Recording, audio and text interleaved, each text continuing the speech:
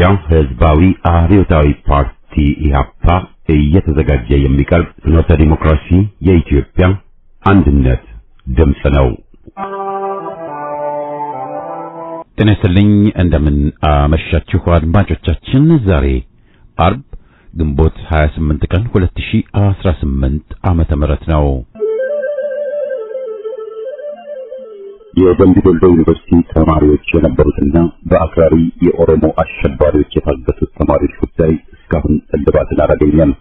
ብዙዎቹ ልጃገረዶች የሆኑት እነዚህ የአማራ ወጣቶች ከታገቱ አርብ ግንቦት 28 ቀን 2348 ቀናት አለፋቸው። የወጣቶቹ ሰቆቃ ያብቃ እንበል። እስከ መቼ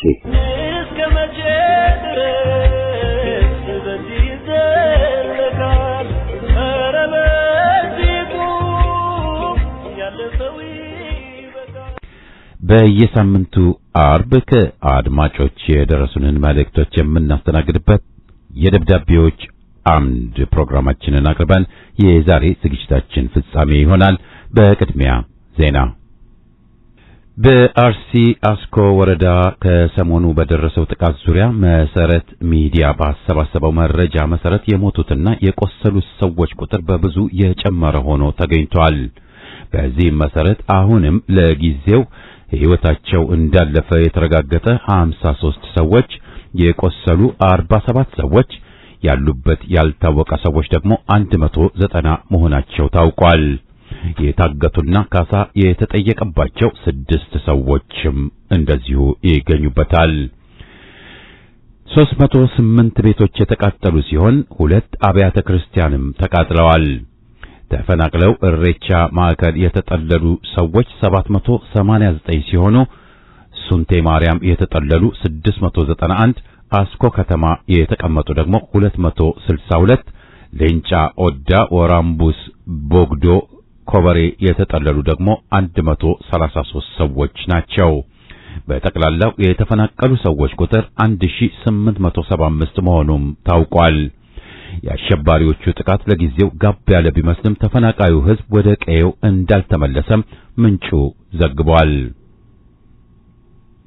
የሰሜን ካሊፎርኒያ፣ ኔቫዳና አሪዞና አገረ ስብከት ሊቀ ጳጳስ አባ ቴዎፍሎስ በካሊፎርኒያ ግዛት በምዕመናን መዋጮ በተገዛው ሆህተ ሰማይ መጥምቀ መለኮት ቅዱስ ዮሐንስ ወቅድስት አርሴማ የኢትዮጵያ ኦርቶዶክስ ተዋሕዶ ቤተክርስቲያን አንድነት ገዳም ውስጥ ሰላም በሌለበት የሰላም ሚኒስቴር ከነበረውና በአሁኑ ወቅት በዋሽንግተን ዲሲ ያገዛዙ ተወካይ የኦሮሞማው ካድሬ ከሆነው ብናልፍ አንዳሉም ጋር የተነሱት ፎቶግራፍ በማህበራዊ የትስስር መድረክ ይፋ መሆኑ ሳያንስ በገዳሙ የሻዕቢያን ባንዲራ እንዲሰቀል መፍቀዳቸው በብዙዎች ዘንድ ግለሰቡ የፖለቲካ ካድሬ ወይስ የሃይማኖት አባት የሚል ጥያቄ አስነስቷል። የወያኔ ካድሬ የነበረው አባ ጳውሎስ ግብርን ነው ጳጳሱ የደገሙት። ገዳም ምዕመናን ዓለምን ትተው የሚመንኑበት እንጂ የባንዲራ መድረክ መሆን የለበትም ተብሏል። ይህ ማለት የዘር ልጓም ስበው ያለበቂ አመክንዮ ያገዛዙ አጨብጫቢ የሆኑ ውህዳን እዚህም እዛም የሉም ማለትም አይደለም። ከጳጳሱ ጋር አውደ ምሕረት ላይ ፎቶ የተነሳው የኦሮሞማ ካድሬ ብናልፍ አንዱዓለም የኢትዮጵያ ኦርቶዶክስ ተዋሕዶ ቤተክርስቲያን አማኝም አይደለም ተብሏል።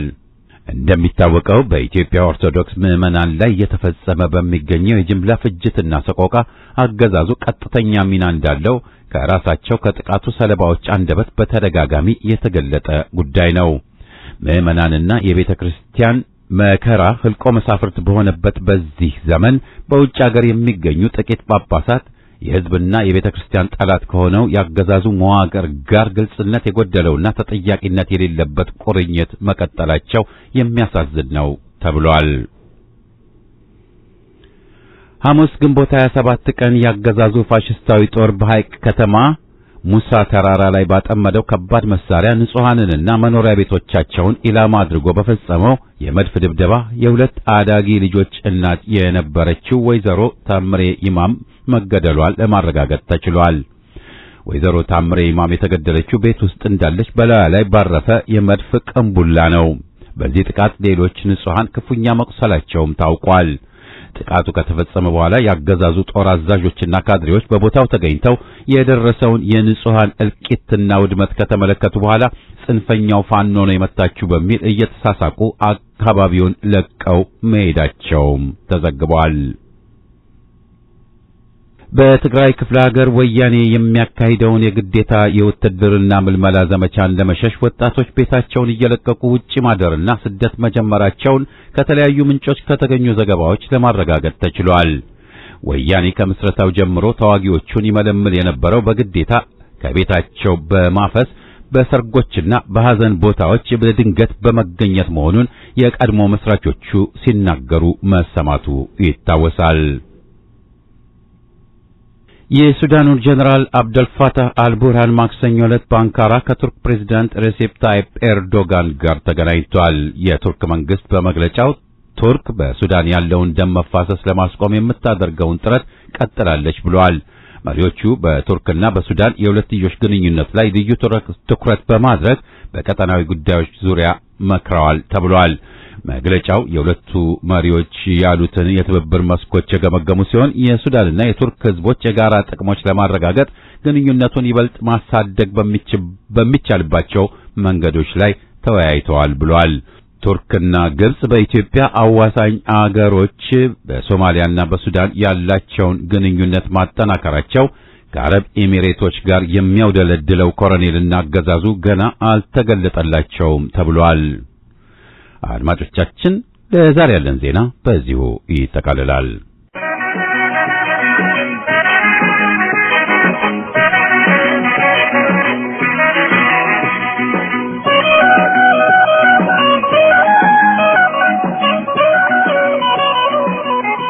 ደብዳቤዎች አምድ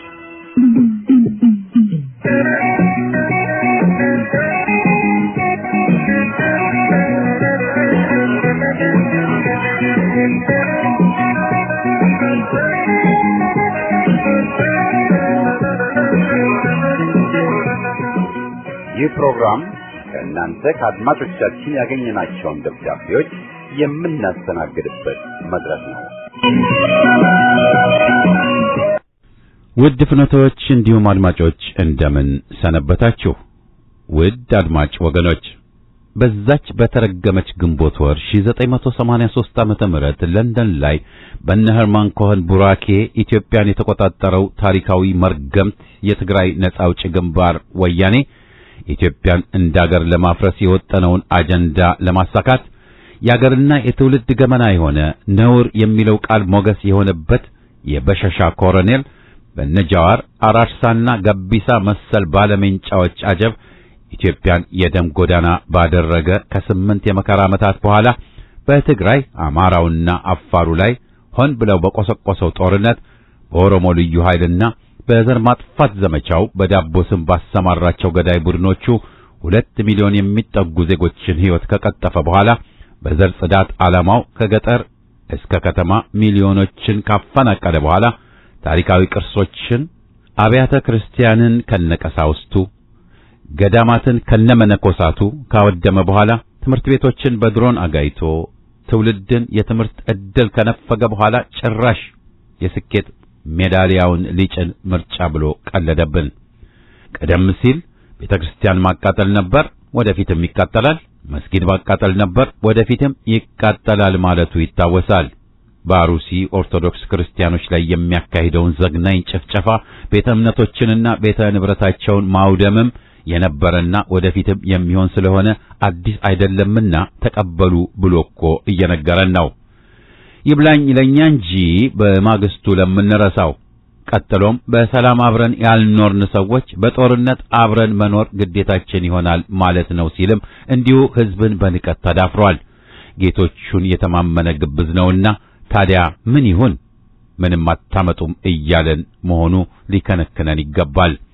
ምርጫ ተካሄደና ተመረጥኩ የሚለው የመንጋ ድራማ እንዲያሻሽጡ ካሰማራቸው ተላላኪዎቹ ይልቅ ግርም የሚለይ በአማራውና ኦሮሞ አካባቢ ለብዙ ሕይወት መጥፋት ምክንያት የሆነውና ምርጫ ብሎ ራስን በራስ የመሾም ትርኢቱን በተመለከተ የሰብአዊ መብት ኮሚሽን ተብየው አካታች ፍጹም ሰላማዊና ዴሞክራሲያዊ ምርጫ ነበር ብሎ መግለጫ ማውጣቱ ነው።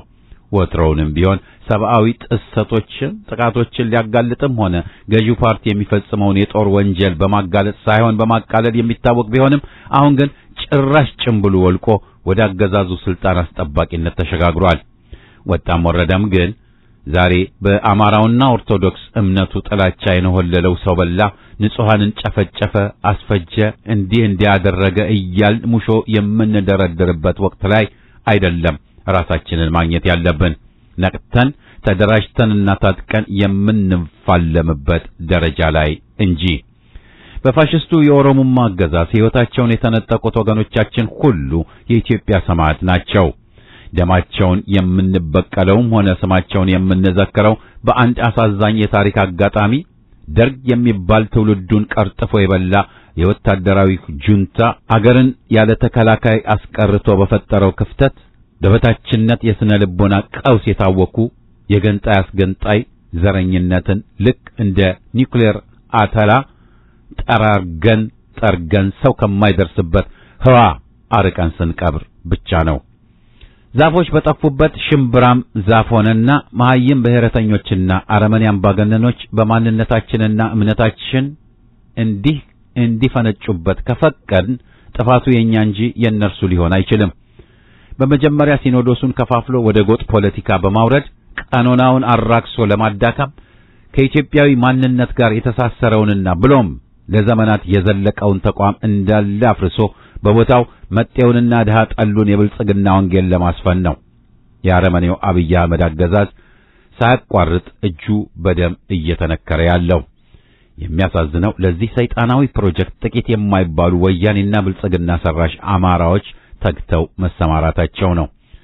በዚህ አጭር ደብዳቤ መጨረሻ ላይ ማስተላለፍ የምፈልገው ነገር ቢኖር የትላንቱ ተረስቶ ዛሬ ካራጆች በመተቃቀፍ የሕዝብ ጎራ በቆሻሻ ተሞልቷል። በዚህም ምክንያት እውነተኛ የሕዝብ ወገኖች ካስመሳዩ መለየት ተስኖናል።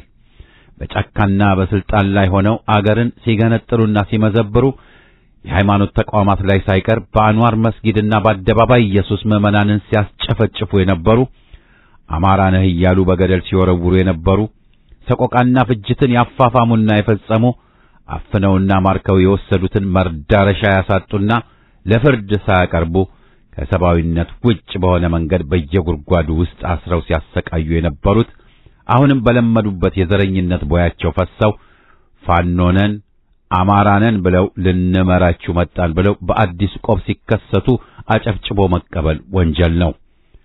አገርና ሕዝብን ለቀጣይ እርድ ማዘጋጀትም ስለሆነ ማውገዝ እንጂ ለፍርድ ማቅረብ እንጂ ወንጀላቸውን ሳይናዘዙና ይቅርታ ሳይጠይቁ እንኳንስ መሪ አድርገን ልንቀበላቸው ቀርቶ ወደ ሕዝብ ጎራም እንዲቀላቀሉ መፍቀድ ተገቢ አካሄድ አይደለም ባይ ነኝ። ወንጀለኛን የመሾምና የመሸለም አሮጌው አቅጣጫ ተወግዞና ተሰምሮበት በአዲስ አቅጣጫ ሰውን በሙያውና በተግባሩ እየለኩና እየመዘኑ ለአገርና ለሕዝብ ለትግሉ ውጤትን ሊያስመዘግቡ የሚችሉትን በትግል የተፈተኑትን ብቻ መቀበልና ማስቀመጥ ነው የሚገባል። ህብረ ብሔራዊነት መገለጫችን፣ አረንጓዴ ቢጫ ቀይ መለያችን። ግርማ ገመቹ ነኝ ከናይሮቢ ኬንያ።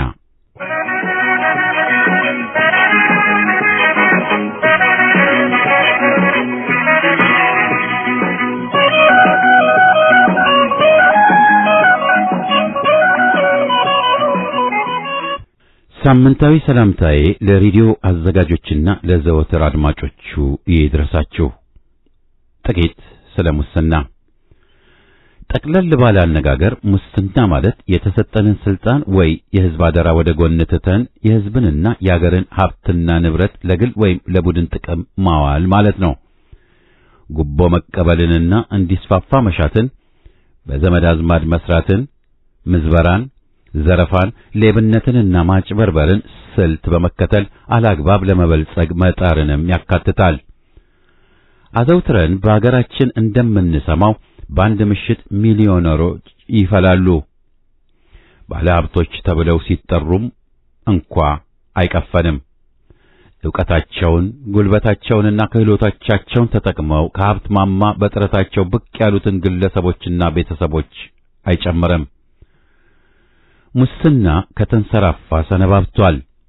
ይብዛም ይነስም የምናውቃቸው የአገዛዝ ሥርዓተ ማህበሮች በመላው የተጨማለቁ ናቸው። ሙስና የተበላሸ አገዛዝ ሥርዓት ውጤት ነውና በተላላፊ በሽታነት ይመሰላል። በአገዛዝ ሥርዓቱ በተዘረጉት ተቋሞች ውስጥ ከከፍተኛ ባለስልጣናት ጀምሮ እስከ ታች በተዋረድ የተዘረጋ ሰንሰለት ነው። ሙስና በተንሰራፋበት የአሰራር ሕግም ሆነ ደንብ በሚጣሰው አካል ይጣሳል። ስነ ስርዓት አልባነት ይሰፍንና ተቋሞችን አገልግሎት ባዶ ያደርገዋል። ሙስና ወንጀልምና አደገኛም ነው። የሕዝብን ገንዘብ አላግባብ ማባከንንም ያስከትላል። ለጤና፣ ለትምህርት፣ ለመገናኛና ለሌሎች አውታሮች ማስፋፊያ የሚሆነውን የሕዝብ ገንዘብ ያስባክናል። የሀብት ክፍፍልን ያበላሽና ልዩነትን ያሰፋል። ኑሮንም ጭምር ያስወድዳል። ድህነትንም ያባብሳል። አገርንም ሕዝብንም እድገት ይጎትታል። መተማመንም ይጠፋል። ኢሞራላዊ ምግባሮች በህብረተሰቡ መሃልም ያስፋፋል። አገርም ያወድማል። ማህበረሰቡንም ነፍሱን ጭምር ይነጥቀውና ቀውስ ውስጥ ይከተዋል። በዛሬቱ ጦቢያ የዘመነ ገበሬም ሆነ ባለ ሌላ ቢዝነስ ዲታ ሁሉ ሞጃ ሆኖ የሚታየው ከጎኑ ነገር አለ። ያንዳንዶቹ ድርጊታቸው በተጨባጭ እየተጋለጠም ይሰማል። ሙሰኞቹ ራሳቸውን የሚከላከሉበት የሙሰኞች ጥቅም አስጠባቂ ክለብም ያላቸው ይመስላሉ። የሕዝብን ካዝና የደፈረ ሁሉ ከገዢዎቹ እኩል ይፎክራል። ያዙኝ ልቀቁኝ፣ እዩኝ እዩኝ ይላል። የወንዱንም የሴት ሞሽላቃ ሁሉ ይጨምራል። እንዲህ ወደ 1968ዎቹ ንጉሴ የሚባሉ የምርመራ ሥራን የሚሰሩ ሕዝብ ጆሮውን የሚሰጣቸው ተወዳጅ የሬዲዮ ጋዜጠኛ ነበሩ። በርካታ የመንግስት ዝርክርክን አሰራርና ምዝበራ ከዚህም ከዚያም በሚል ሳምንታዊ የምሽት የሬዲዮ ፕሮግራም ብክነቶችን በመረጃና በሐቅ ሲያጋልጡ ትዝ ይለናል። ሞዝቮልድ፣ አንበሳ አውቶቡስ፣ ብሔራዊ ሀብት ልማት ሚኒስቴር መስሪያ ቤትን፣ የአዋሽ ሰፈራንና ሌሎችንም አሰራራቸውን በመበርበር ያቀርቡ የነበረው ዘገባ አድማጭን አጀብ ያሰኝ ነበር። በኋላ ላይ ደርጉ በ1974 ዓመተ ምህረት ምዝበራን እቆጣጠራለሁ ብሎ ቁጥጥር ኮሚቴ ብሎ በአዋጅ መስሪያ ቤት አቋቁሞ ነበር። ስርዓቱ አንድ ነበርና ተቆጣጣሪዎቹ በመላ መዝባሪዎች ሆኑ። በዘመድ አዝማድ ሥራ ቀጣሪም ጭምር ሆኑ። የቁጥጥር ኮሚቴው ወሬ የትም ገኖ ነበርና ይችን ፖስተር በየግድግዳው በየማስታወቂያ ሰሌዳና በየመብራት ቋሚ ተሸካሚዎች ላይ ተለጥፋ ነበር። ቤት ያሰራው በ70 ሺህ ሎተሪ ያልደረሰው ወይ ውርስ የለው ይህን ሰው ማንን በለው። በማግስቱ ለጥያቄው መልስ የሆዱን በሆዱ ይዞ የከረመው ሕዝብ ፈገግ የሚያደርግ የደርግ አባል ነው ተብሎ ከፖስተሩ ስር ምላሽ አገኙና ወዲያውኑ ሳይውል ሳያድር በቀበሌ አስለቀሙት። በዘመነ ወያኔ ኢህአዴግም የሙስና ኮሚሽን ተቋቁሞ አንዲት የበረከት ስምዖን ጋብቻ ዝምድና የተሳሰሩ ራሳቸውን መግለጽ የማይችሉ ሴት ወይዘሮ ኮሚሽነር ነበሩ። ምን እንደሰሩም ሳይታወቅ ከሰሙ። የአገር ሀብትና ንብረት በፖለቲካ ድርጅቶች ባለቤትነትና ተቆጣጣሪዎቻቸው እጀ ረጃጅሞቹ ቁንጮቹ ወያኔ ኢህአዴጎች ነበሩ። እጃቸውን ያላስገቡበት የኢኮኖሚ ዘርፍም አልነበረም። በሙስና እከሌ ሳይባል ተጨመላለቁበት። የመለስ ባለቤት ወይዘሮ አዜብ የሙስናዋ እናት እስከ መባልም ተምነሸነሸችበት። ሙስና የተበላሸ የመንግስት ስርዓት ውጤት ነውና የአንድ አውራ ፓርቲም ሆነ ቡድን አገዛዝ በሰፈነበት አሳምሮ ይኖራል። ሙሰኞቹ ዘመዳሞች ስለሆኑ ንክኪያቸው ያሰራር ሰንሰለት አለው። ሰንሰለቱ ጥብቅ ነው። በቤተሰብ ዘር እየተቆጠረ ይገመዳል። ትላንት ዘበኛ የነበረው ዛሬ አስመጪና ላኪ ነው። በመንግስት ሥራ ተቀጥሮ የነበረው ባለኮከብ ሆቴል ነው። የባለስልጣን ሚስት ውጪ ንግድ ትሰራለች። ልጅም የቢዝነስ ባለቤት ነው። የከተማ ቤት አልሚዎችና ቤት ሰሪዎች የቅርብ ዘመዳሞች ናቸው። የፋይናንስ ተቋሞች የፖለቲካ ድርጅቶች ንብረት ናቸው። የቅርብና የድርጅት ደጋፊዎችን ባለሀብት ለማድረግ እሽቅድምድሙ አይጣል ነው። መሰረቱ ጭምር ካልተደረመሰ አይቀሬ ነው። ሙስና ስራም መሆኑን ያለፉት ስርዓቶችና የአሁኑ ውስጥ የተሰገሰጉት ባለስልጣኖች በራሳቸው ምስክር ናቸው። በዘመነ ኦዴፓ ብልጽግና በሙስና ያልተዘፈቀ ባለስልጣን አብይ አህመድን ከነባለቤቱና ኩባንያው ሚኒስትሮች፣ የጦር ጀነራሎች፣ የፖሊስ መኮንኖችና ተራ ፖሊሶችን ጨምሮ ዳኞችና ጠበቃዎች፣ የከፍተኛ ትምህርት ተቋሞች ኃላፊዎችና አስተዳዳሪዎች፣ መሬት ቸብቻቢዎቹ የየከተማው ከንቲባዎች፣ የባንክና የፋይናንስ ተቋሞች ኃላፊዎች፣ የትራንስፖርት አገልግሎት ኃላፊዎችና የመስመር ተቆጣጣሪዎች፣ የመገናኛ ብዙሃን ማዕከሎች፣ ሃይማኖት አባቶችና ፓስተር ተብዬዎች፣ የክልል ፕሬዝዳንቶችና ቤተሰቦቻቸው፣ የየቅርንጫፉ የብልጽግና ፓርቲ ጽሕፈት ቤቶች ሰዎች፣ የጥበብና የሙዚቃ ሰዎች፣ የብልጽግና ደጋፊዎች ሳይቀር በሙስና ክስረት ያልተጨማለቀ አይገኝም። ሙስና ከመቼውም በበለጠ እጅግ ተንሰራፍቷልና ያልነካካው ሰውም ተቋምም ማግኘት አይቻልም። ሙሰኞችን ማጋለጡ ይቀጥል። ሰለሞን ታምሮ አየለ ነኝ ካለው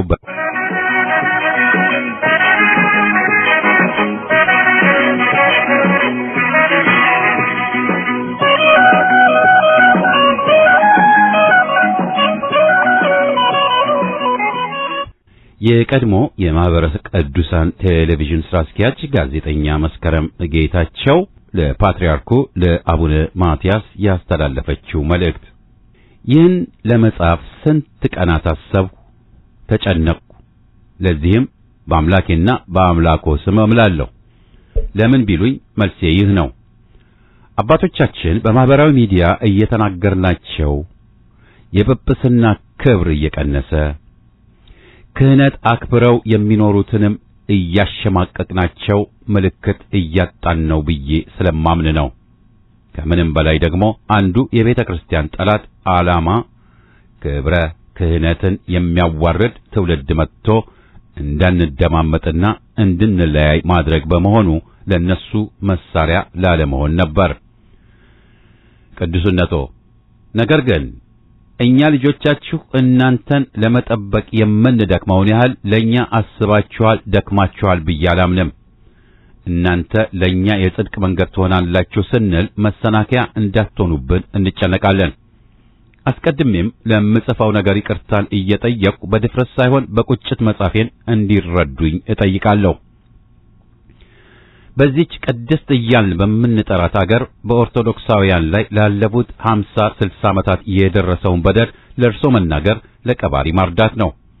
እንኳን እርሶ 80 በተሻገረ ዕድሜ ይቅርና በእኛ በልጆቹ ዕድሜ እንኳ እናየዋለን ብለን የማናስበውን እያየን ነው። እርሶም ለዓመታት በየመድረኩ አልቅሰዋል። ቅዱስ አባታችን በዚህ ምክንያት በአሁኑ ጊዜ ያለው ወጣት አንዴ በጦርነት ዜና፣ አንዴ በኑሮ ውድነት፣ አንዴ በዓለም አቀፍ ጫና ደቆ ስነ ልቦናው ተሰልቦ በከፍተኛ ጭንቀት ውስጥ በመሆኑ ዕድሜውን ሳይኖረው በቁሙ እየሞተ ነው። ባጭሩ ዝለናል። ነገ የሌለው ሰው ሆነናል። ታዲያ በዚህ ወቅት ተገደንም ቢሆን ወደ ቅድስት ቤተክርስቲያን እንሰባሰባለን፣ ወደ አባቶቻችን እንጠጋለን። ችግሩ ግን እርሶም በተለያዩ ጊዜያት እንደሚናገሩት አባቶቻችን መጠጊያ ለመሆን ለምእመኑ አለመዘጋጀታችሁ ነው። ስለዚህ ይህ ወጣት የት ይሄድ? በዚህ ትውልድ መጥፋት አለመጠየቅ እንዴት ይቻላል? በእውነት ይህ ምእመን ምን ቢበድላችሁ ፊታችሁን አዞራችሁ? ለዚህ ቤተክርስቲያንስ ከገንዘቡ ጀምሮ እስከ ሕይወቱ አልከፈለም? ምን አግዱሎ ምን ነስቷችሁ ይሆን? ቅዱስነቶ ከስልጣኑ ከፍታ የተነሳ እርሶን ጠየቅኩ እንጂ ብቸኛ ተጠያቂ ከማድረግ አይደለምና ይቅር ይበሉኝ። በጠቅላይ ቤተ ክህነት ተስፋዬ እያለቀ ትልቅ ዕድል ግን እርሶ ጋር አለ ብዬ ከማሰብ ነው። ሁሉንም አባቶች ብዬ ግን የምወቅስ ደፋር አይደለሁም። እነ ብፁዕ አቡነ ቀውስጦስን፣ ብፁዕ አቡነ ኤልያስ፣ ብፁዕ አቡነ ዮናስ፣ አቡነ አትናቴዎስን፣ አቡነ ቄርሎስ፣ አቡነ ዘካርያስን፣ አቡነ እንድርያስን የመሳሰሉ እንባቸውና ሐዘናቸው በእግዚአብሔር ፊት ይደርሳል ብለን የምናምንባቸው አረጋውያን አባቶች አሉን። ዛሬም በያሉበት ቡራኪያቸው ይድረሰን። ወደ ጽሑፌ ዋና ጉዳይ ልምጣ። ቅዱስነቶ ምስራቅ አርሲ ሀገረ ስብከት የማን ነው? ቅዱስ ሲኖዶስ በሚመራው መዋቅር ተካቷል? ጠቅላይ ቤተ ክህነት ያውቀዋል? እዚያ የሚኖሩ ኦርቶዶክሳውያን አባት ነን ትላላችሁ? ለመሆኑ በአርሲ ክርስቲያኖች ጉዳይ ምን ያህል መረጃ አላችሁ? ኦርቶዶክሳውያን የነበሩባቸው ቀበሌዎች በፍጥነት እየጸዱ ባዶ የእርሻ መሬት መሆናቸውን፣ ባለፉት ዓመታት በመቶዎች መገደላቸውን፣ በሺዎች መፈናቀላቸውን፣ አይዞህ ባይ አጥተውና ተስፋ ቆርጠው ሃይማኖታቸውን እንደሚቀይሩ፣ አብያተ ክርስቲያናት መንደዳቸውን፣ ምዕመናን ታቦት ይዘው በየጫካው መሸሸጋቸውን ታውቃላችሁ? ይህን ስሎት ልቤ እያዘነ ነው። እኔ አንድ ተራ ምዕመን እንዲህ ማለት እንደሌለብኝ ይሰማኛል። ነገር ግን ልጁ የማይጠይቀው አባት አለን ብዬ አላምንም። ከዓመታት በፊት በጦርነቱ ወቅት ታፍኛለሁ፣ ለልጆቼ ድምፅ መሆን አልቻልኩም ብለው በዓለም አቀፍ ሚዲያ በኩል ድምፅ ሆነዋል። ያኔ ያው ምንም ማለት ዋጋ በሚያስከፍልበት ከባድ ጊዜ ላመኑበት አቋሞ የቻሉትን አድርገዋል። ቅዱስ አባታችን ዛሬ ለአርሲ ክርስቲያኖችስ 3-4 ዓመት ሙሉ በተገደሉ ቁጥር 2 ገጽ መግለጫ፣ ዛሬም መጽናናትን መመኘት። እነሱ እኮ ስደት ላይ ናቸው አባቴ። የእናንተን መግለጫ አይሰሙ አያነቡም። ለመንግስት እንዳይሉ መሞታቸውን እንኳን አልሰማሁም፣ መረጃ የለኝም ላለ መንግስት። አባቴ ሥጋ ለባሽ ነዎትና ፈተናውን እረዳለሁ። የቅድስት ቤተ ክርስቲያን መሳሪያዋ ጸሎት መሆኑንም አውቃለሁ። ግን ቅዱስነቶ እርስዎ ምዕመን አይደሉም፣ ባለስልጣን ነዎት። ምዕመናንን ሊጠብቁ የተሰጦትን ስልጣን ነው እንዲጠቀሙበት በልጅነት እየጠየቅኩ ያለሁት። እርስዎ በዓለም የኦርቶዶክስ ክርስቲያኖች ቁጥር 2ኛ፣ ከኦሪየንታል ደግሞ በብዛት 1ኛ የሆነች ቤተክርስቲያን መሪ ኖት። ይህ ለእርሶ ትልቅ ዕድልም ጉልበትም ሊሆን ይገባል ብዬ አምናለሁ። ግብጽ፣ ቱርክ፣ ሶሪያ ያየ ክርስቲያን እንዲህ ያለውን ጥቃት እንደ ቀላል አይቶ ሊተኛ አይችልም። በመግለጫው ለመንግስት የታሪክ ተጠያቂነት እንዳለበት እንዳሳወቁት ሁሉ አባቶቻችን ቀድማችሁ በመሰበራችሁና ምዕመኑን አባት አልባ ለማድረግ በምትሄዱት መንገድ እናንተም ተጠያቂ አለመሆን አትችሉም። ይህን የምለው ለአርሲ ምዕመናን በማሰብ ብቻ አይደለም። ማተቤ አንገቴ ላይ እስካለ ድረስ የነገ የኔንም ዕጣ ፈንታ በመፍራት ነው። ተማጽኖዬ ለራሴ ነው። እናንተም እኛም አልቅሰን መፍትሄ አይመጣም። ቆም ብላችሁ አስቡና ድርሻችንን ስጡን፣ ድርሻችሁን ውሰዱ። ስለሆነም ምኞቴ ከጸሎት ባሻገር አንድ ፌዴራል መንግስት ጋር ገፍተው በመሄድ ምን እያሰበ እንደሆነ ጠይቀው ምላሹን ለመንፈስ ልጆቹ ቢያሳውቁልን፣ 2 ለልጆቹ ግድያ ድምፅ ለመሆን ዓለም አቀፍ ሚዲያዎች ጠርተው የኦርቶዶክሳውያንን መከራ ገለጻ ቢያደርጉልን፣ ቢያንስ ዓለም መከራችንን ይወቀው። 3 ለሰብአዊ መብት ተሟጋች ዓለም አቀፍ ተቋማት በደብዳቤ ቢያሳውቁልን። 4 ለተጎዱትና ለተፈናቀሉት ወገኖቻችን አስቸኳይ የሰብአዊና የመንፈሳዊ ድጋፍ አስተባባሪ ኮሚቴ እንዲያቋቁሙልን። ይህን ለማድረግ ከልቦ ፈቅደው ሲነሱ አላሰራ የሚሉ መካሪ መሳይ አባቶችን በይፋ ለምዕመናን እንዲያሳውቁና አብረኖት እንድንቆም እንዲፈቅዱልን እጠይቃለሁ። የዕድሜ መግፋትና የጤና ድካም ቢኖርቦትም እግዚአብሔር የሰጠዎትን መንፈሳዊ ስልጣንና የአባትነት ክብር ዛሬም ከቅድስት ቤተክርስቲያናችን ጋር አለ።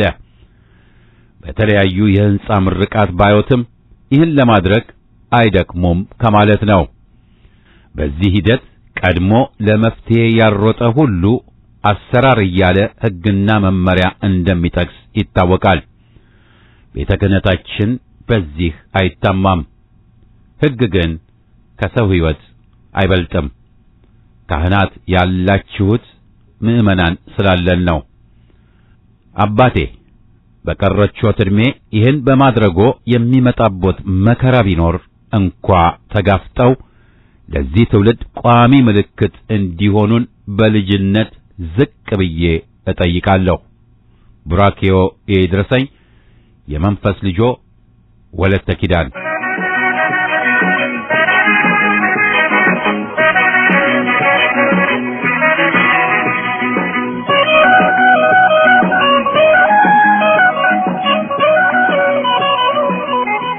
ሰላም ጤና ይስጥልኝ። እንደምን አመሻችሁ ውድ የፍኖተ ዲሞክራሲ የኢሃፓ ራዲዮ አድማጮችና አዘጋጆች። ውድ አድማጮች ሆይ ዛሬም እንደወትሮዬ ደብዳቤ መልእክት የምጀምረው የነበረውን ጉልቻ መልሶ መጎለት ለኢትዮጵያ ሕዝብ ለውጥ ሳይሆን የባሰ ነውጥ እያልኩ ጀምራለሁ። ውድ አድማጮች ሆይ አረመኔው አብይ ተፎካካሪ በሌለበት ከአስር ጥቂት ጉልቻዎች በመቀያየር ራሱን ሳይቀር መራጭ በሌለበት ምርጫ እያለ አይናችሁን ያዙና ዘንድሮም ላሞኛችሁ አጀንዳውን ይዞ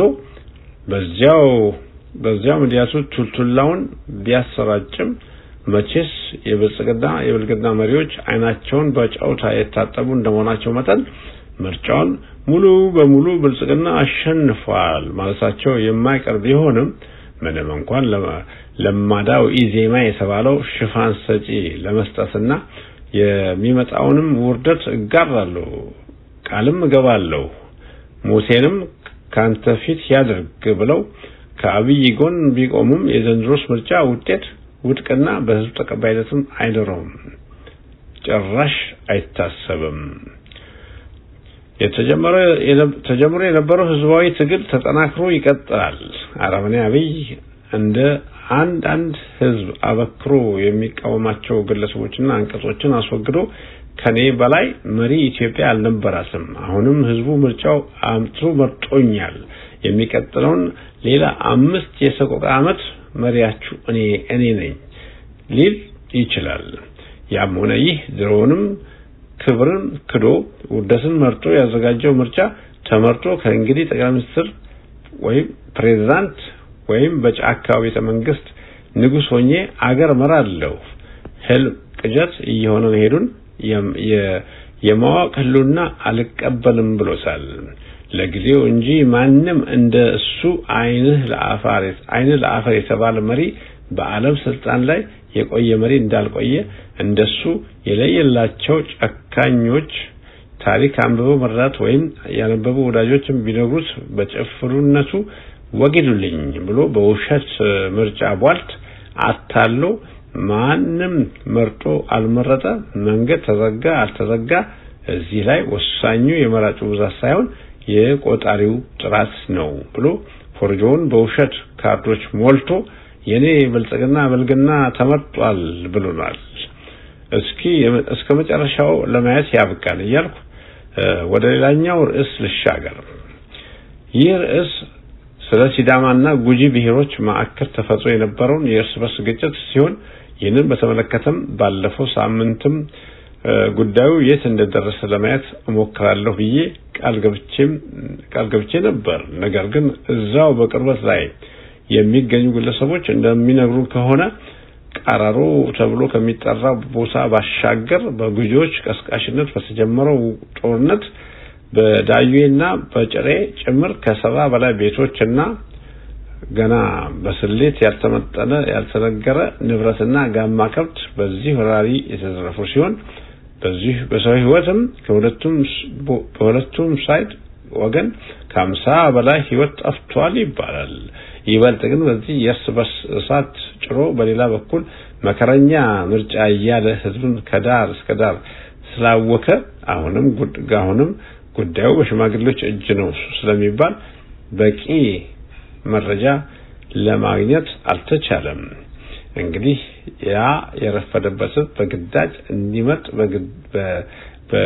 ቢገደድም የህዝባዊ እንቢተኝነት አይሎ የውጭ መንግስታትም እፍረት ይዟቸው ስለምርጫው አንድ ቃላት ባይተነፍሱም ለአመታት ባጀት ስለ ውሸት ቅመማ የምርጫ ቦርድ ተብየውም እየተናነቀውም ቢሆን ወደ 150 ቦታዎች ምርጫ አልተደረገም ቢልም ተመርጦ የተመደቡ ምርጥ ቆጣሪዎችን ብልጽግና አሸንፏል በማለት የአብይን የብስጭት የደም ትኩሳት ሊያቀዘቅዘውም ሞክረዋል። ብቻ ያም ሆነ ይህ ዘንድሮስ እንኳን በውሸት ተመረጥኩ ብለው ሊገዛ ቀርቶ ራሱ በፈጠራቸው ጳጳሳት ቡራኬ ጸሎትም ኢትዮጵያ አይመራትም፣ ይልቅ ማምለጫ መንገዱን ይፈልግ በማለት ይሄን ሐሳብ በመስጠት ደብዳቤ ላኩልን። እንደተለመደው መልእክቱን ይላኩልን አቶ ማስንቆ ጉልማ ከኤድመንተን አልበርታ ናቸው።